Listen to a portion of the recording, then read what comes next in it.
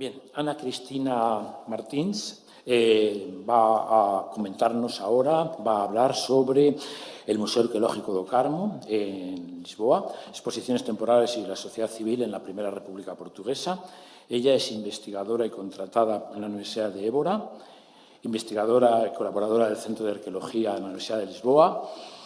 Es doctora en Historia del Arte, licenciada en Historia, bueno, tiene un cúmulo de títulos, máster en Arte, Patrimonio y Teoría del Restauro por la Universidad de la Facultad de Letras de la Universidad de Lisboa. Está en varias asociaciones, como presidenta de la sección de Arqueología de la Sociedad de Geografía de Lisboa, vicepresidenta de la Mesa de la Asamblea General de la Asociación de Arqueólogos Portugueses, presidenta de la Academia Portuguesa de Libris, y es muy interesante, tiene más de 100 títulos de textos sobre historia y la evolución del pensamiento arqueológico, museístico y patrimonial. Es también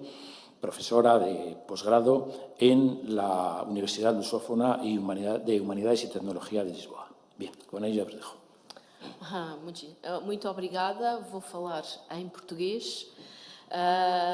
Quero agradecer a apresentação e aos organizadores deste fórum, como não podia deixar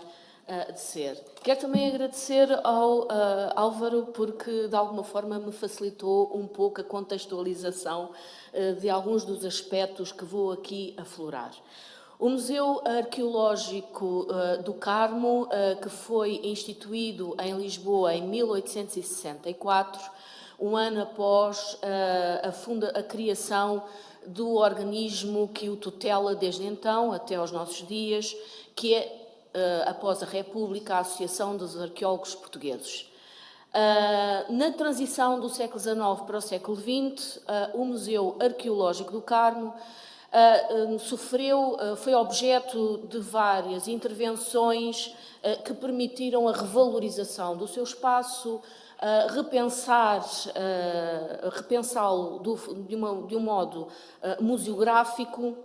e, considerando que em 1905, 1906, o corpo principal de arquitetos da então Real Associação dos Arquitetos Civis e Arqueólogos Portugueses saiu do organismo para fundar o que viria a ser mais tarde,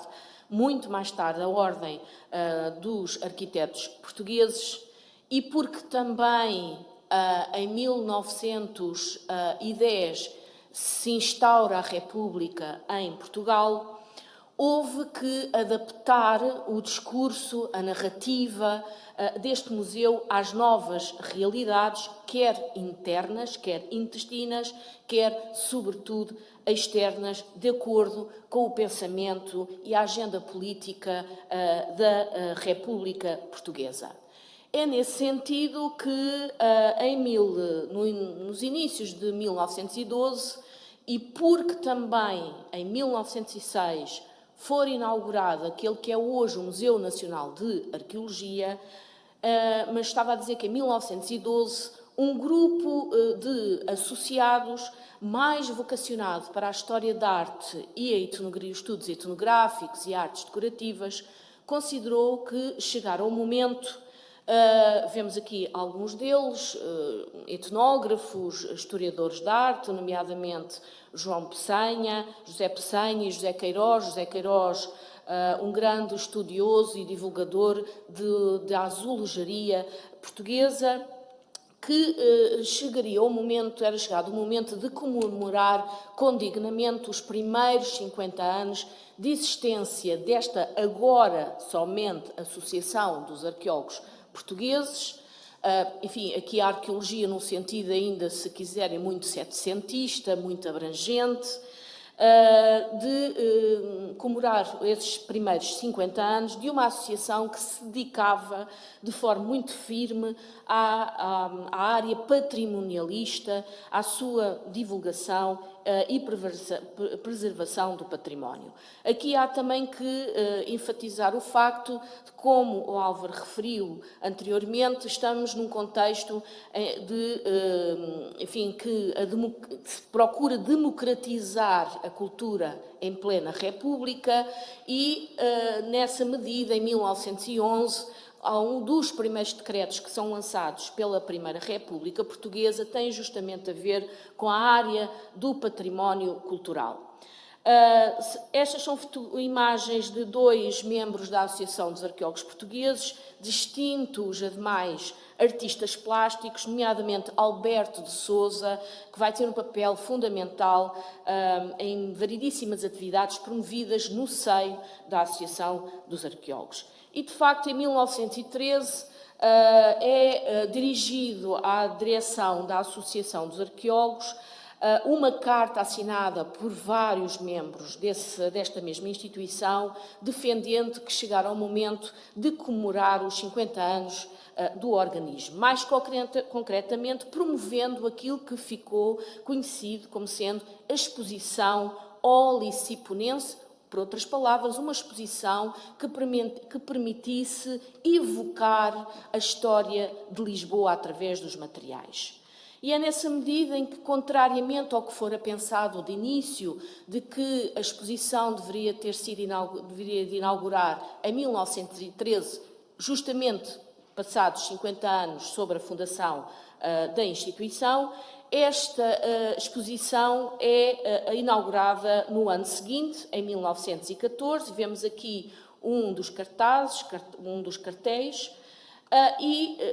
enfim, a inauguração não poderia ser, considerando este contexto de agenda política novedosa,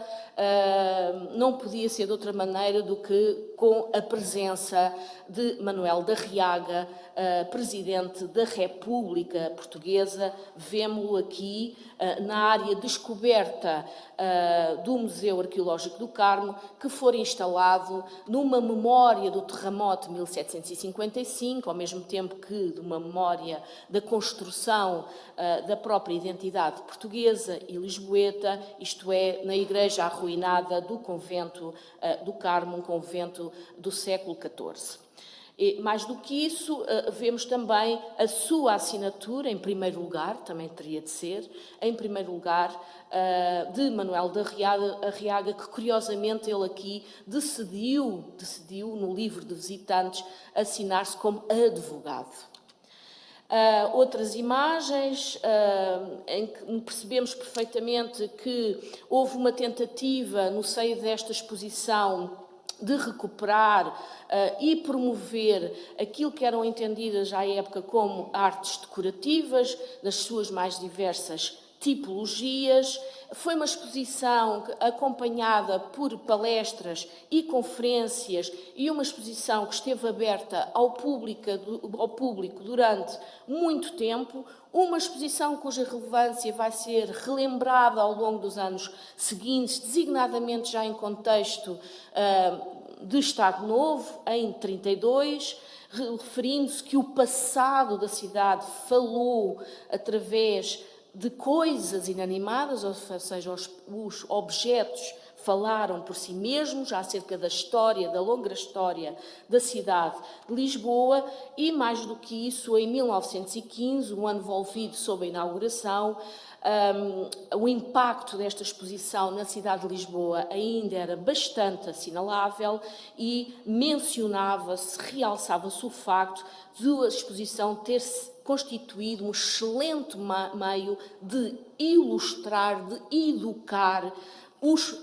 a população do ponto de vista histórico e cívico. E a verdade é que a Associação dos Arqueólogos Portugueses tudo fez para que as diversas categorias, os diversos níveis sociais da cidade de Lisboa, os diversos nichos profissionais existentes na cidade de Lisboa, acorressem à exposição para serem ilustradas acerca da história que lhes era apresentada mediante os materiais expostos e, obviamente, previamente selecionados,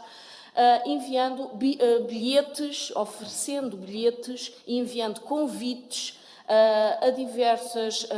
unidades industriais e não apenas, para que enviassem os seus trabalhadores para visitarem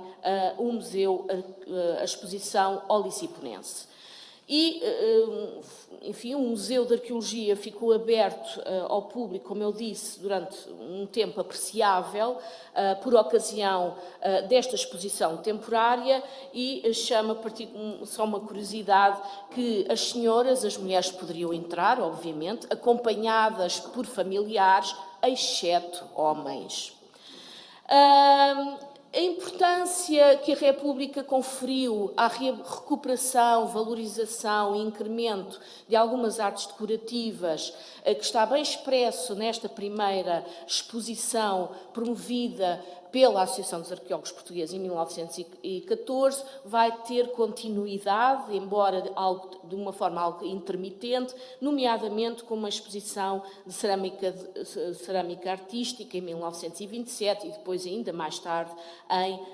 32. Entretanto, em 1916, e considerando o impacto muito positivo que a exposição de 14 obteve junto do público lisboeta, e não apenas, mas sobretudo lisboeta, a Associação dos Arqueólogos promove uma exposição de tapetes de arraiolos. Inscrita muito esta exposição, não foi a única promovida em Lisboa, na cidade de Lisboa, de recuperação e fomento destes tapetes, mas muito inscrita na política da Primeira República de tentar recuperar alguns usos, costumes e tradições locais e regionais com vista à recuperação económica, ao desenvolvimento económico de algumas regiões do país, e este foi o caso precisamente dos tapetes da cidade de Arraiolos. Esta é uma imagem dessa exposição temporária, organizada no Museu Arqueológico do Carmo, que teve depois sequência logo no ano seguinte, dado o êxito colhido com essa exposição. Entretanto, o já mencionado aguarelista Alberto Sousa, que era membro da associação, ademais um distinto discípulo, grande aguarelista português, Roque Gameiro, também ele promoveu algumas exposições pessoais temporárias no seio do Museu Arqueológico do Carmo, desta feita com vista à promoção do património cultural nacional, nomeadamente do edificado, porque era, digamos, a seu modo, a coluna principal de atuação do Museu Arqueológico do Carmo, por via da Associação dos Arqueólogos Portugueses, que tutelava esta instituição e ainda tutela esta instituição museológica. Vou terminar com esta imagem por ser assaz curiosa, ao mesmo tempo que reveladora, do espírito republicano que de facto se instalou a partir de 1910 no seio da Associação dos Arqueólogos Portugueses, e também, enfim, revelando ou reiterando o facto do museu e da associação estarem instalados num espaço religioso, com uma forte memória religiosa, mas laicizado. Jorge Queiroz, o historiador de arte, mais concretamente da azulejaria portuguesa, cujo retrato foi apresentado há pouco, falece relativamente cedo, e o velório tem lugar, as exéquias fúnebres têm lugar na Associação dos Arqueólogos Portugueses, no seio do Museu Arqueológico do Carmo, com a presença de muitos populares, muitos habitantes, muitos residentes da cidade de Lisboa, e, portanto, é daqui, deste espaço, que o corpo sai para o funeral. Portanto, é um espaço, o Museu Arqueológico do Carmo, que tenta, durante a Primeira República,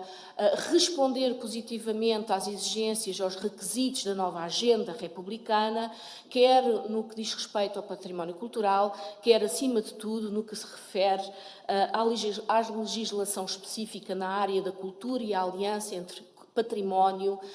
museus, concretamente, e a ação educativa junto de todas as classes, maiormente das classes mais desfavorecidas, as classes trabalhadoras. Muito obrigada pela vossa atenção.